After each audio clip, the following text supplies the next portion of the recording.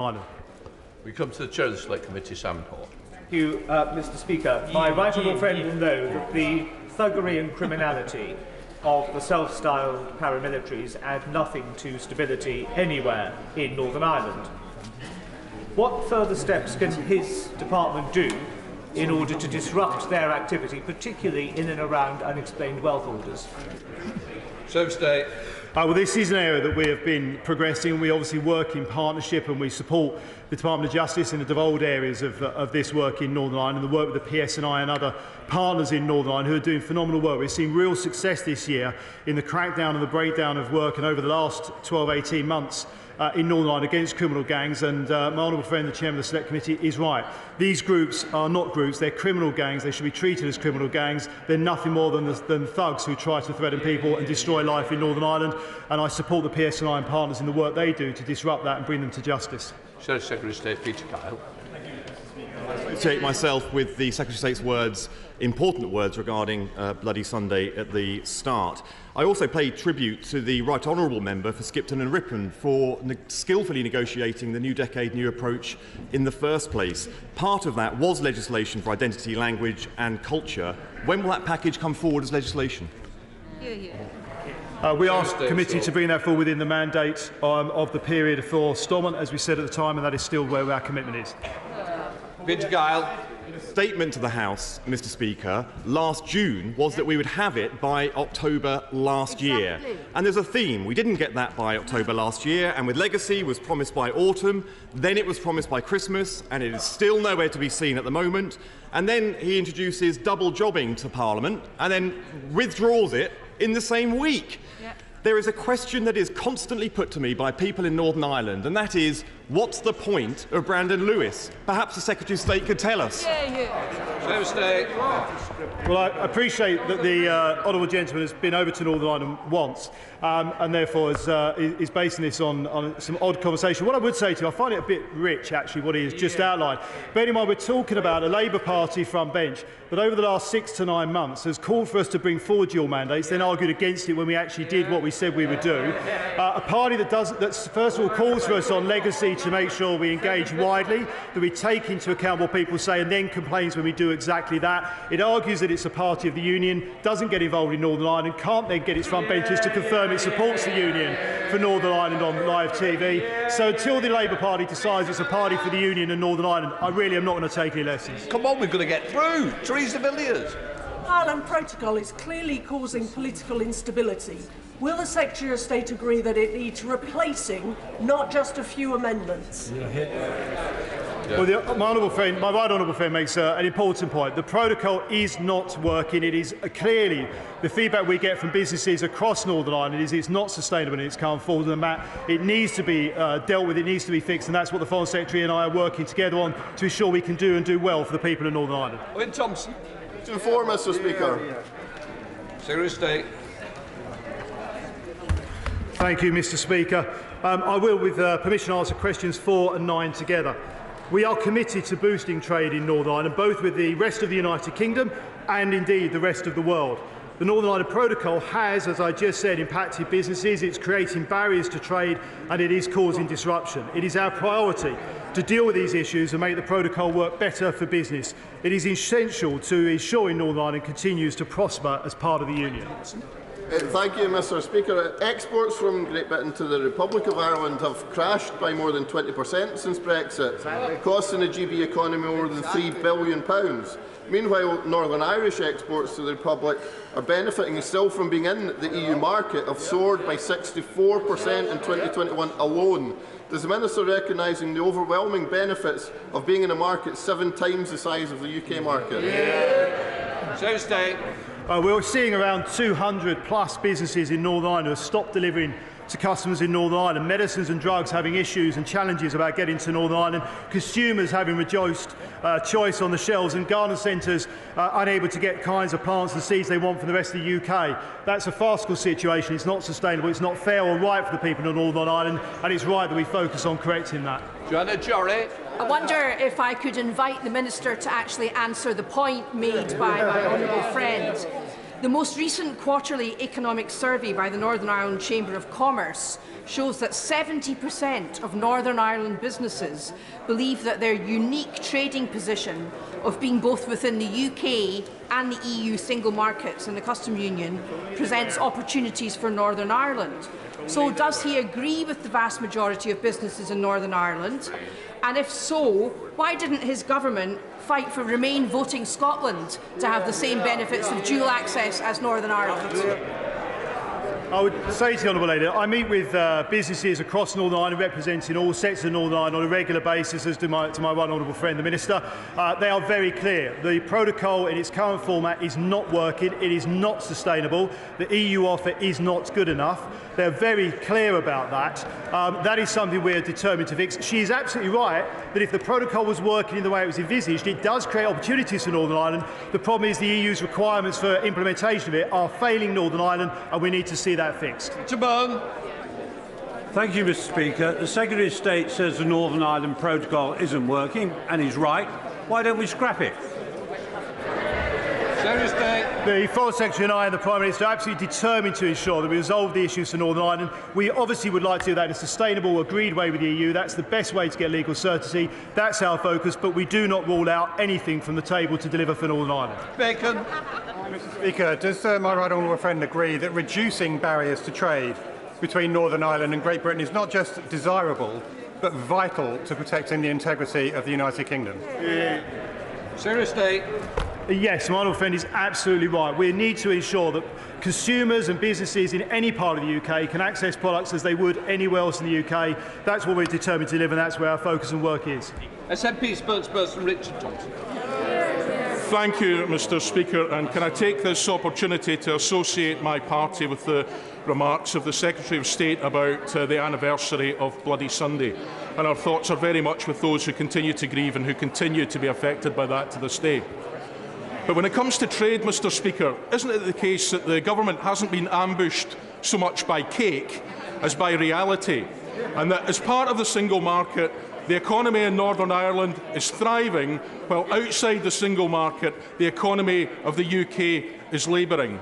Shouldn't the UK government, with the opportunities presented by the possibility of a change in the Prime Minister, use that opportunity to realign Great Britain with Northern Ireland and the single market and really allow businesses across these islands to flourish? I would just encourage the honourable gentleman to do a little bit more research. It is very good news that the Northern Ireland economy is moving forward, as is the whole of the UK economy. Of course, in Northern Ireland there are more factors, not least of all the scale of the public sector in Northern Ireland compared to anywhere else in the UK. But it is also true to say that the UK is moving forward as one of the fastest, if not the fastest growing economy in the G7, as well as seeing employment going up from where it was even before COVID. That's because this government is focused on delivering for people across the United Kingdom, and I'm sure as a unionist he can understand why I would support that, and I think he should too. Andrew Lower. Question number 5, Mr. Speaker. Minister. Thank you, Mr. Speaker. May I just briefly associate myself with the comments of the Secretary of State on the dreadful events that happened in the city of the Honourable Member for Foyle in 1972, the year of my birth in Belfast. Mr. Speaker, with permission, I will answer questions 5, 8, 13 and 14 together. Officials in the Northern Ireland office are working closely with officials in the Department for Culture, Media and Sport, who are the lead department in government on the Jubilee. My right honourable friend, the Secretary of State, and my noble friend, Lord Kane, are working on a series of events in Northern Ireland to mark Her Majesty's Jubilee and her immense contribution to life in Northern Ireland and to peace and reconciliation on the island of Ireland. Andrew Lowe. Can the Minister describe how he will be encouraging all parts of the NHS across Northern Ireland to celebrate the Platinum Jubilee as one great unifying feature of the Union towards another? Mr. Speaker, my honourable friend makes a really important point. The National Health Service is something that everyone in every part of our great United Kingdom is deeply proud, and it's something that people across Northern Ireland, whatever their allegiance, recognise the immense contribution of frontline staff of the NHS, and I hope that they will be recognised in this Jubilee year. Anthony Higginbotham. Thank you, Mr. Speaker. Her Majesty's Platinum Jubilee is a fantastic opportunity to celebrate our own union far and wide, with people around the Commonwealth and the world joining us on marking the occasion. Could the Secretary of State set out the government's plans on using the Jubilee to showcase the best of Northern Ireland? Mr. Speaker, I'm grateful to my honourable friend. Whatever tradition or belief you come from in Northern Ireland, everyone recognises the immense contribution Her Majesty the Queen has made to this United Kingdom. And as I alluded in my first answer, Mr. Speaker, Her Majesty's contribution to reconciliation and mutual understanding of the island of Ireland has been beyond compare, and this will be a fantastic opportunity to celebrate her amazing life and achievements. Thank you, Mr. Speaker.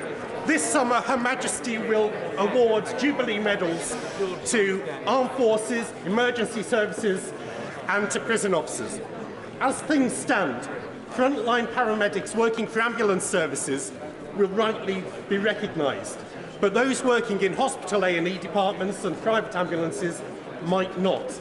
Will my right honourable friend work with ministerial colleagues to ensure that all frontline paramedics can have the recognition their work so richly deserves? Minister.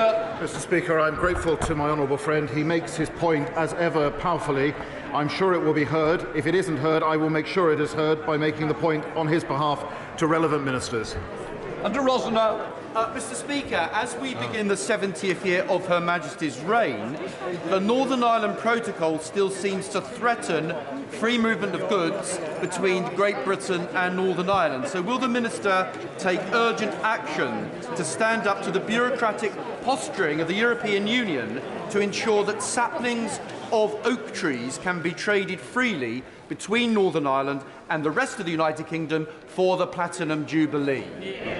Mr. Speaker, I'm immensely grateful to my honourable friend, the member for Romford. He makes that point incredibly powerfully. Members across the House will look forward to planting oak saplings in their constituencies to mark this amazing achievement of Her Majesty in her Platinum Jubilee.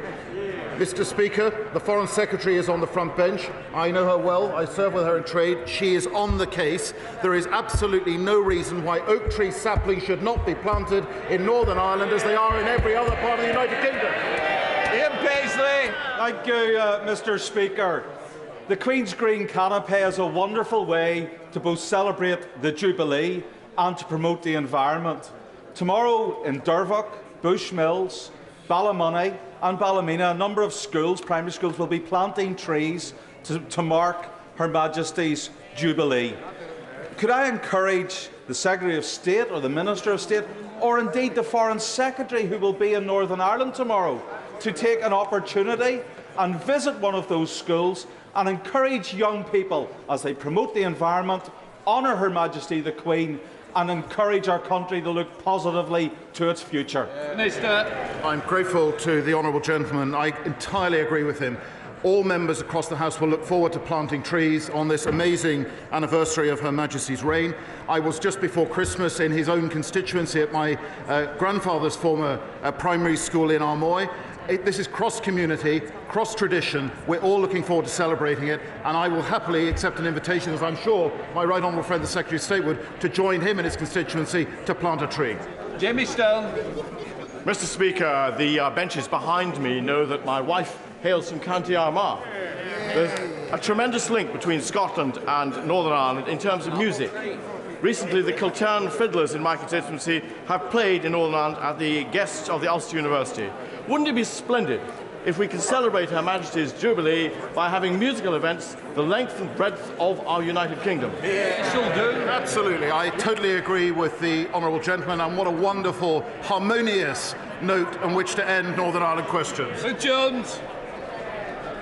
Thank you, Mr. Speaker. People in Newport West and across Northern Ireland know that Her Majesty has always led by example and demonstrated the highest standards in public life. So can the Minister confirm that this government will be following her example as they mark the Platinum Jubilee? Minister. The Honourable Lady is absolutely right that Her Majesty is an example to us all. And it should unite this House in thanking her for her decades of dedicated service to our country and the Commonwealth. Stephen Farley. Question 6, please. Secretary of State. Thank you, Mr. Speaker. My engagement with the Northern Ireland business community is extensive, and in fact just this week, as I do every week, I've been in Northern Ireland engaging directly with businesses to discuss the impacts of the protocol as well as any wider concerns or issues. The government published its command paper last July. The European Union published 4 papers in October last year. I understand the government has tabled a revised legal text in the negotiations. So does the Secretary of State recognise that there is a desire from businesses in Northern Ireland for much greater transparency around the UK government's negotiating objectives? Look, I would say to the Honourable Gentleman, we've been very transparent and clear with businesses. Both myself and the Minister for Europe, and indeed the Foreign Secretary, have met with businesses and engaged with businesses, as we will be tomorrow, outlined to exactly what our objectives are, which are to deliver for what businesses in Northern Ireland want, which is to rectify the problems that are hampering their businesses in Northern Ireland. We need to correct the protocol, and the EU needs to show some flexibility to make that work. We now come to the final question. Shadow Minister Tony Hunt on the outset. Mr. Speaker, when it comes to negotiations with the European Union, this government told us we could have our cake and eat it. But we have a harsh reality, Mr. Speaker. A Prime Minister ambushed by cake while businesses in Northern Ireland are crying out for certainty. Exactly. So when will this government finally bake off and deliver a veterinary agreement? Well, Mr. Speaker, I'll ignore the cakeism directed by the opposition front bench and just say to your lady, it's good to see her finally supporting the UK government, which Labour have failed to do, while we are focused on delivering for Northern Ireland, rectifying the protocol, fixing the problem. Get on board!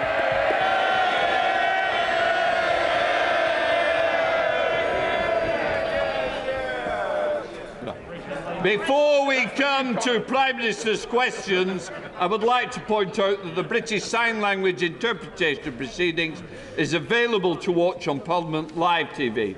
We start with Prime Minister's questions. Kate Osborne. Question number 1, Mr. Speaker. Minister. Mr. Speaker, as my right honourable friend, the Secretary of State for Northern Ireland, remarked to the House earlier this morning, this Sunday marks a tragic day in our history. This was one of the darkest days of the Troubles. And that's the 50th anniversary of Bloody Sunday. And I echo his call to learn from the past, to reconcile and build a shared, peaceful and prosperous future. Mr. Speaker, this morning I had meetings with ministerial colleagues and others. In addition to my duties in this House, I shall have further such meetings later today. I associate my remarks with the Prime Minister on Bloody Sunday. Did the Prime Minister agree to the Chancellor of the Exchequer writing off £4.3 billion of fraud? That's £154 of every household in the country. That went directly into the pockets of fraudsters. No, of course not, Mr. Speaker. But what I can tell him, we do not support fraudsters or those who steal from the public purse, Mr. Speaker. But what I can tell her is that everybody in this country should be very proud of the huge effort that was made by Lord Agnew and others to secure ventilators and to secure PPE. And at the time, Captain Hindsight and others were calling for us to go faster, Mr. Speaker. Craig Tracy. Thank you, Mr. Speaker. My local hospital, the George Eliot, has recently issued all of its staff, helpers and volunteers with a medal in recognition of the work that they've done and continue to do through the COVID pandemic. Would the Prime Minister join me in thanking them all for the incredible work they've done, including the specialist teams such as palliative care, who've had to act as surrogate families for patients whose relatives who've been able to attend because of restrictions? And will he consider following their lead in issuing a National Service Medal for all of our key workers who've done such an outstanding job in keeping our country going through the pandemic? Prime Minister. Yes, of course, Mr. Speaker. I thank my honourable friend, and I'm pleased that so many of the volunteers and the staff at George Eliot Hospital have been recognised in the Queen's New Year's honours list. I've seen the medal that they are proposing, and I think it's lovely, Mr. Speaker. And as I've told the House before, we're establishing a UK Commission on COVID commemoration to consider how we can commemorate everything that we've all been through, and the Commission will also consider how we can recognise the courage of frontline workers. We now come to the Leader of the Opposition, Keir Starmer. Thank you, Mr. Speaker, and can I join with the Prime Minister in his comments in relation to Bloody Sunday? The Ministerial Code says that ministers who knowingly mislead Parliament will be expected to offer their resignation. Does the Prime Minister believe that applies to him? Prime Minister.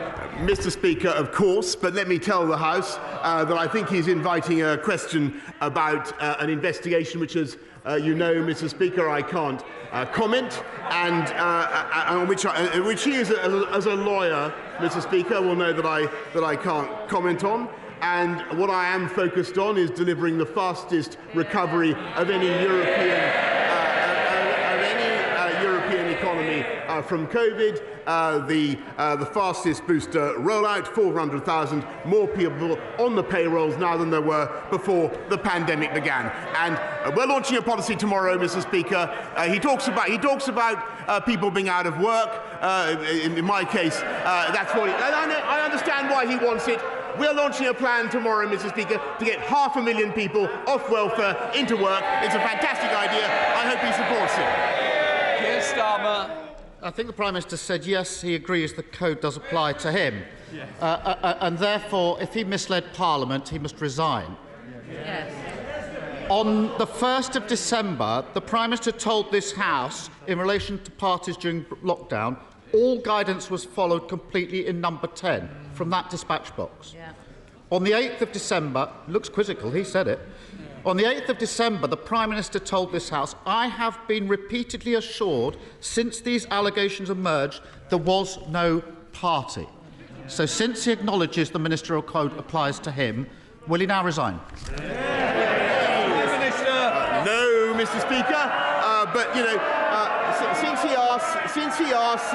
since he asks about COVID restrictions, let me just remind the House, and indeed remind the country, that he has been relentlessly opportunistic throughout. He has flip-flopped from one side to the other. He would have kept us in lockdown in the summer, Mr. Speaker. He would have taken us back into lockdown at Christmas, Mr. Speaker, and it's precisely because we didn't listen to Captain Hindsight that we have the fastest growing economy in the G7, Mr. Speaker, and we have got all the big calls right. The guy that said in hindsight he now appreciates it was a party. We've discovered the real Captain Hindsight, haven't we, Mr. Speaker? Wearing a party hat. Let me spell out. They shout now. They're going to have to go out and defend some of this nonsense. Let me spell out the significance of yesterday's developments. Sue Gray matter to the police, having found evidence of behaviour that's potentially a criminal offence. Prime Minister, if you do not understand the significance of what happened yesterday, then I really do despair. Because the police,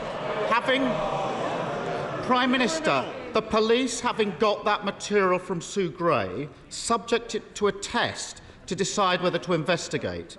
And that test was whether it was the most serious and flagrant type of breach in the rules.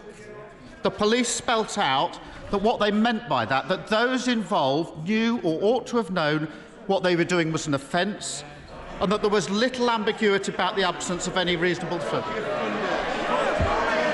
Does the Prime Minister...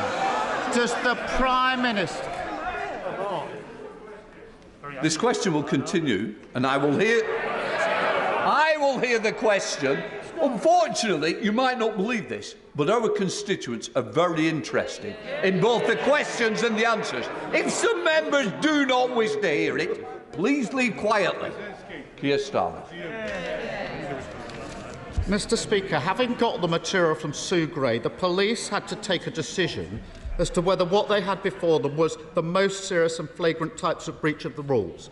If members want to laugh at that, laugh. The police spelt out what they meant. They decided on the material they've already got that those involved knew or ought to have known what they were doing was an offence, and that there was little ambiguity around the absence of any reasonable defence. Does the Prime Minister really not understand the damage his behaviour is doing to our country? Mr. Speaker, I hope that the right honourable gentleman understands that although the issue that he raises is important, there is simply no way, as he knows, as a lawyer, that I can comment on the investigation that he is currently taking place. But what he also knows, he talks about the most serious issue. He talks about the most serious issue before the public today and before the world today. It's almost as though he was in ignorance of the fact, Mr. Speaker, that we have a crisis on the borders of Ukraine, and I can tell him what is going on in the cabinet room of this country is that the UK government, no, Mr. Speaker, the UK government is bringing the West together so that we have, led by this government and this Prime Minister and our Foreign Secretary and Defence Secretary, to bring the West together to have the toughest possible package of sanctions to deter President Putin from what I think would be a reckless and a catastrophic invasion. That is what this government is doing. We're getting on with the job, and I think he needs to raise his game, frankly.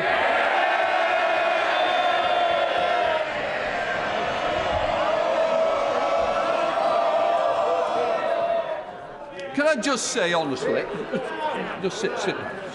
can I just say to both sides, our constituent watching it, tensions are running high, and what we need to be able to do is allow the people out there who are bothered about their futures to hear what is said on both sides. So please, let's give the respect our constituents deserve. Keir Starmer. Mr. Speaker, this was the Prime Minister who went into hiding for 5 days because of these allegations. Talk to me about being around for the allegations. Mr. Speaker.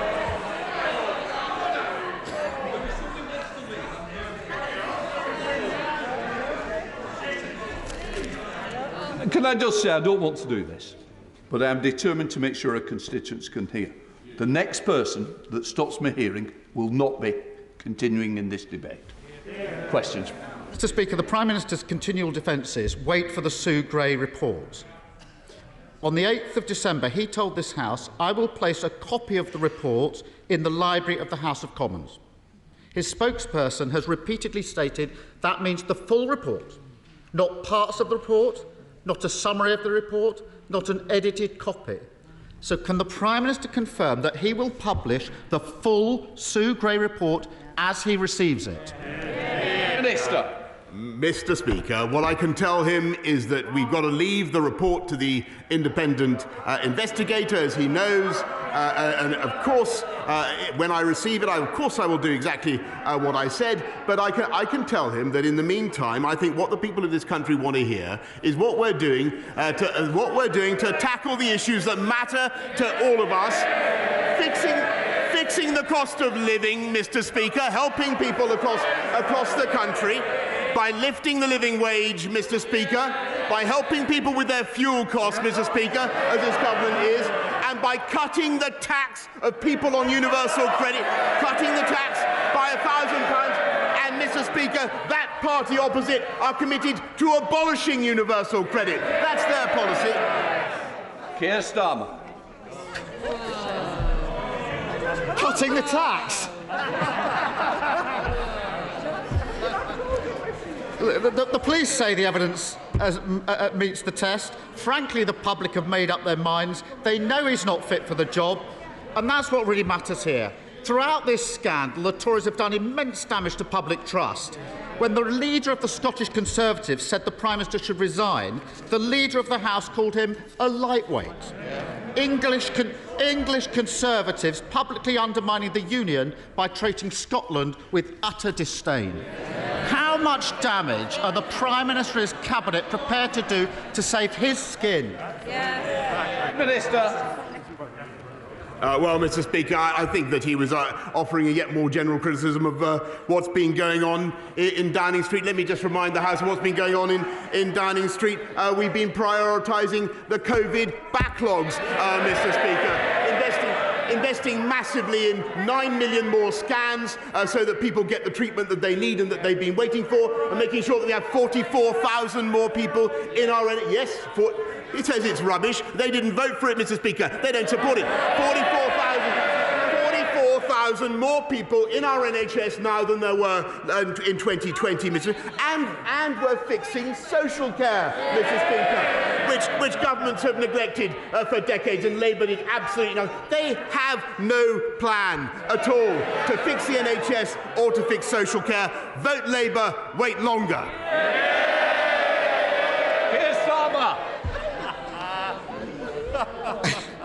The reality is that we now have the shameful spectacle of a Prime Minister of the United Kingdom being subject to a police investigation. Unable to lead the country, incapable of doing the right thing, and every day his Cabinet fail to speak out, they become more and more complicit. And what's utterly damning, despite the huff and puff, is that this is all happening when petrol prices, the weekly shop and energy bills are going through the roof. 3 months ago, Labour suggested cutting VAT from energy bills. Still, the government has failed to act. Instead of getting on with their jobs, they're wheeled out to save his. Whatever he says in his statement later today or tomorrow won't change the facts. Isn't this a Prime Minister and a government that have shown nothing but contempt for the decency, honesty and respect that define this country? Prime Minister! No, Mr. Speaker, we love this country and we're doing everything in our power to help this country. And of course he wants me out of the way, Mr. Speaker. Of course he wants me out of the way. He does. And I can't, and many people, of course, I don't deny it. For all sorts of reasons, many people may want me out of the way. But I tell you the reason he wants me out of the way is because he knows that this government can be trusted to deliver. And we did. And we delivered on Brexit, Mr. Speaker.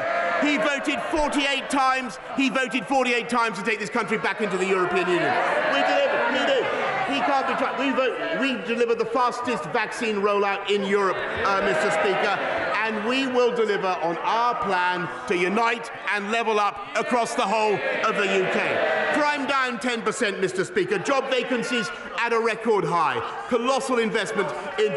Yes, Mr. Speaker, we're delivering and they have no plan. 3 times as much tech investment as France in this country, twice as much as Germany. We have a vision for this country as the most prosperous and successful economy in Europe because we are going to unite and level up. The problem with the Labour Party today, Mr. Speaker, is that he's a lawyer, not a leader. That's the truth. That's the truth, Mr. Speaker.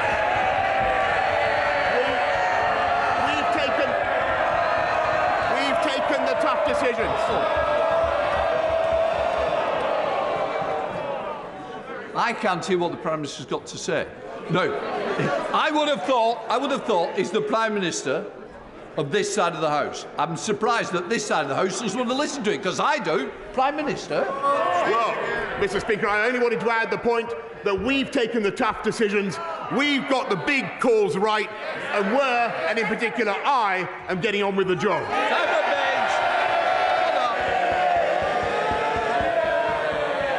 Thank you, Mr. Speaker. In Clwyd South, the Welsh Government has been dragging its feet on urgent repairs to the Newbridge Road, while in contrast, the Prime Minister and his government have delivered record Levelling Up Fund investment of £13.3 million along the Dee Valley, from the Trevor Basin to Llangollen and Chirk and on to Corwin.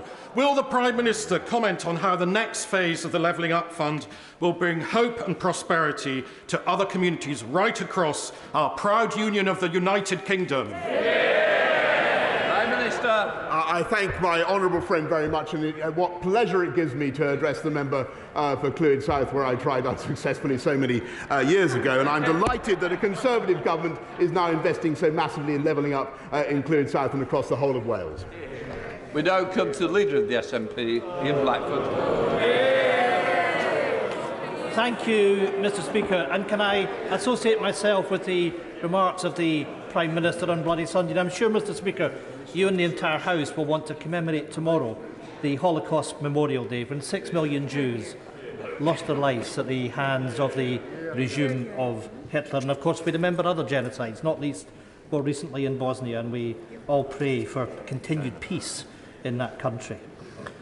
Mr. Speaker, at the heart of this matter, we have a Prime Minister who is being investigated by the police for breaking his own laws. Absolutely unprecedented.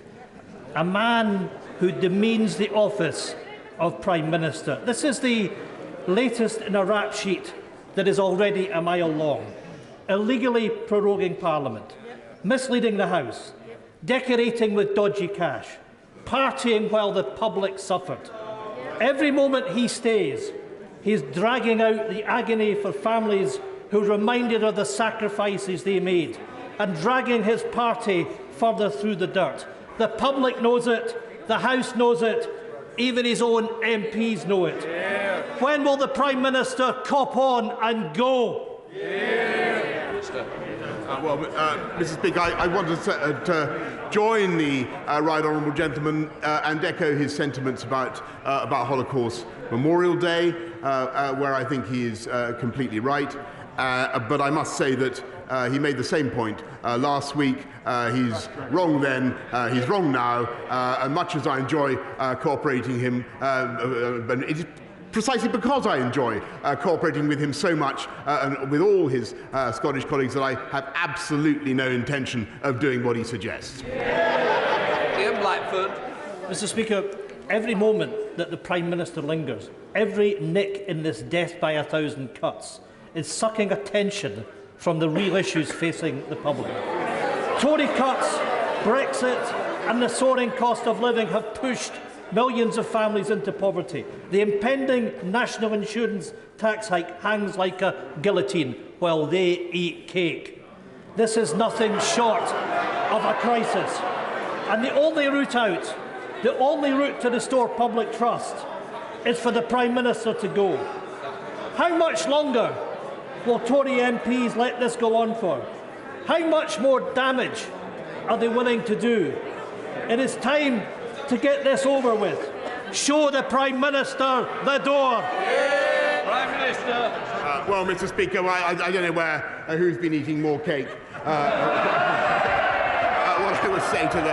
What I would say to the right honourable gentleman, for whom actually, Mr. Speaker, I have a behind the scenes. People don't get this, but actually we cooperate well, and I want to continue to do so.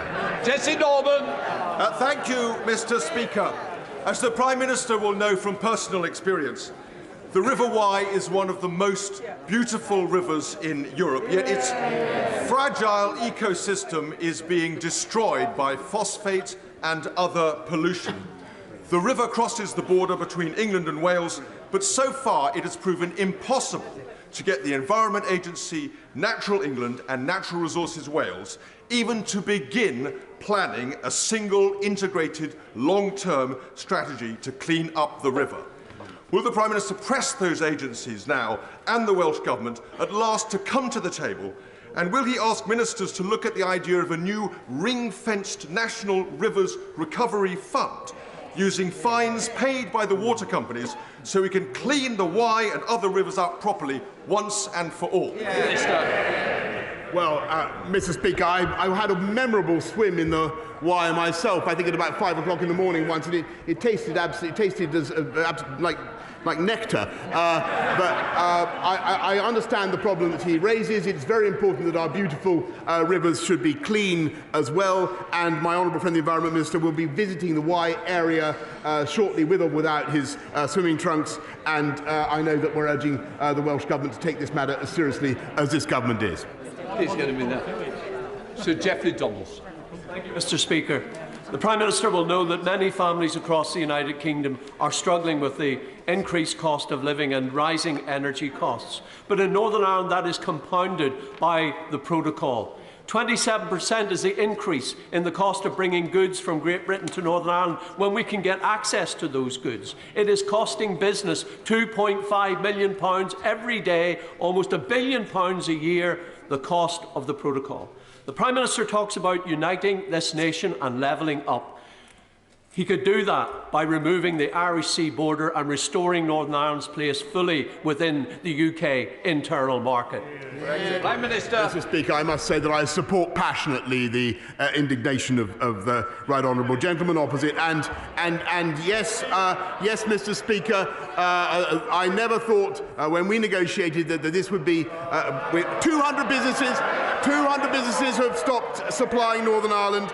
Foods are being blocked, Mr. Speaker. Christmas cards are being surcharged. And frankly, Mr. Speaker, the EU is implementing this in an insane and pettifogging way. And we need to sort it out, and I completely support what he's saying. Philip Dunn. As my right honourable friend, the Prime Minister, seen the report published earlier this month by the EAC, making recommendations about what else should be done in addition to the welcome measures in the Environment Act to clean up our rivers, including the River Wye, but all our rivers. One of the recommendations was that DEFRA should give guidance to Ofwat to require water companies to invest much more in water treatment in the next round of capital spending approvals. Will he encourage his Secretary of State to give this guidance in the strategic policy statement to Ofwat expected shortly? Prime Minister. Thank you very much. Yes, Mr. Speaker, my right honourable friend is completely right. I welcome the report by his committee. This government is going further and faster than any other government hitherto to protect and improve the health of our rivers and seas. Lord Russell-Moyle. Thank you, Mr. Speaker.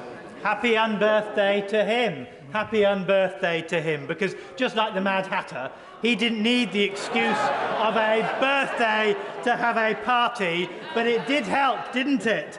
So when he had groups of people singing to him when illegal gatherings indoor were illegal and communal singing was banned, my constituents think that he has lied. My constituents think that he lied to this House, and my constituents think he lied to them when he was partying and telling them all... Order. In passing what your constituents say, but you can't continue to labour that one point. Lord Russell-Moyle. So, I would prefer to be led by a lawyer than a liar. Will he now resign?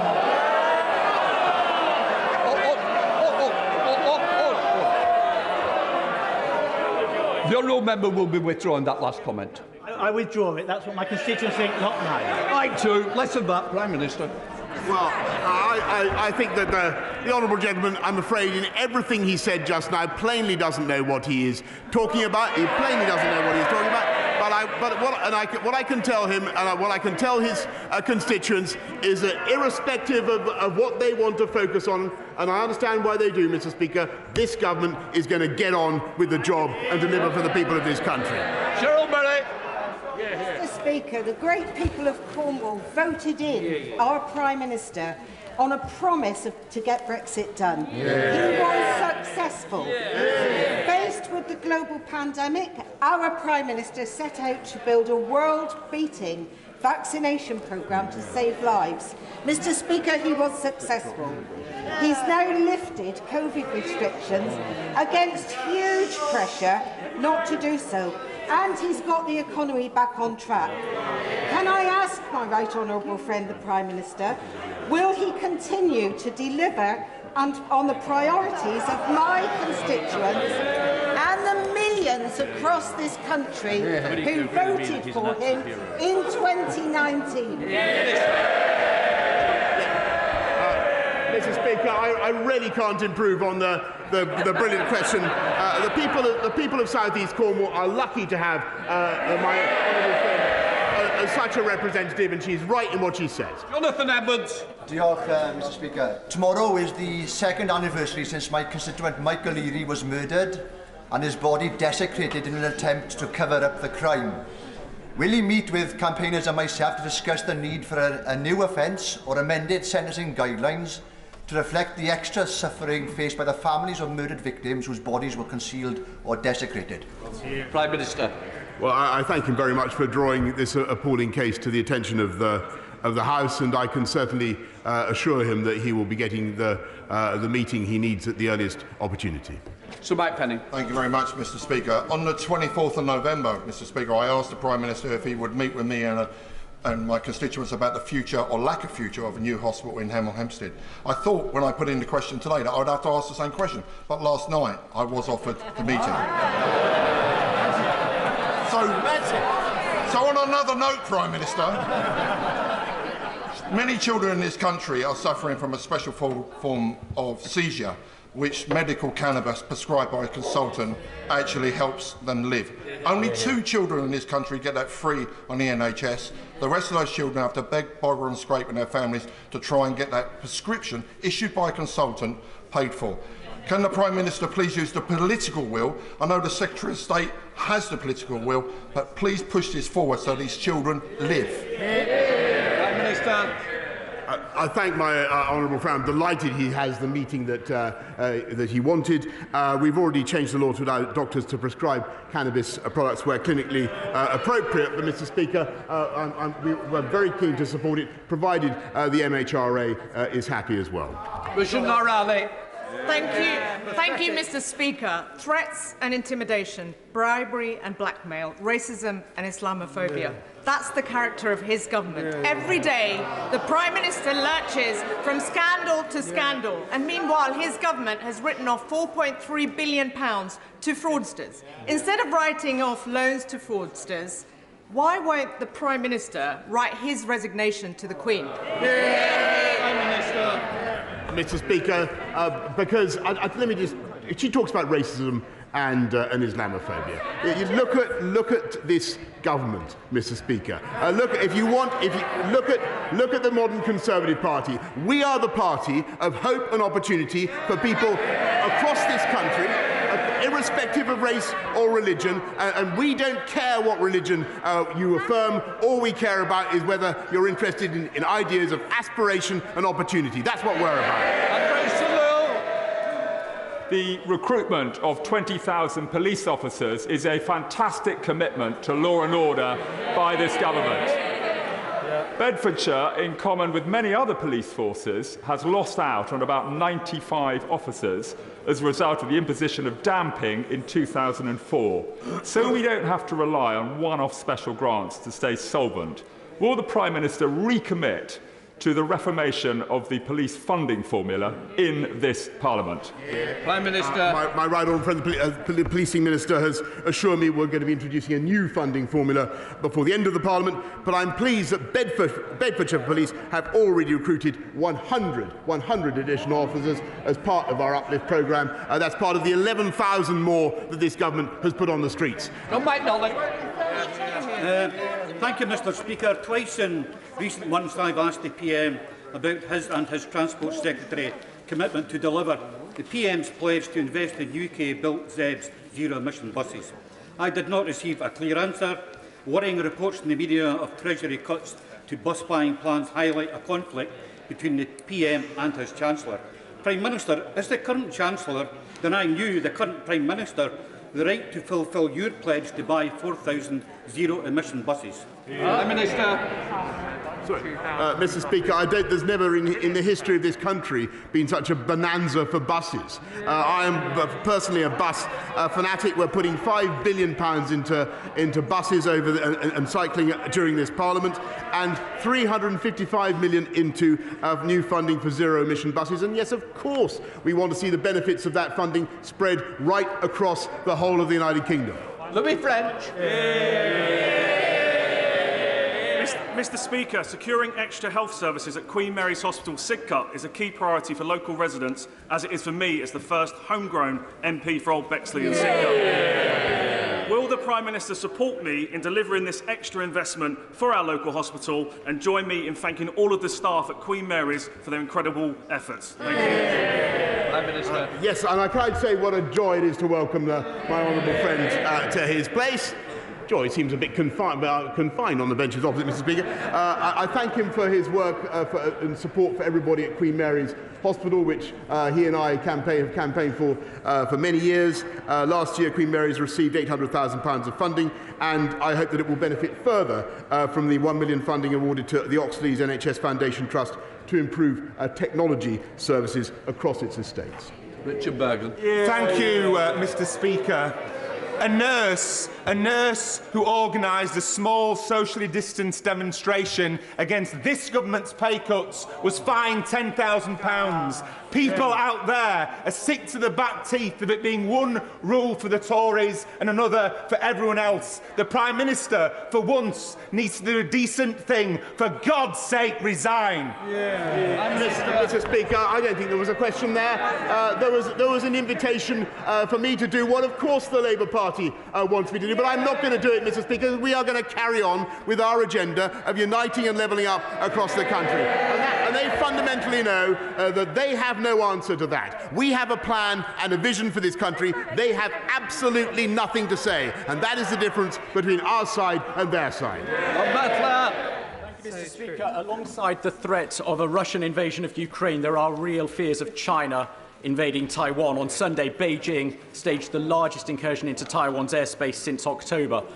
Does my right honourable friend agree with me that military aggression and threat of occupation are never acceptable anywhere in the world?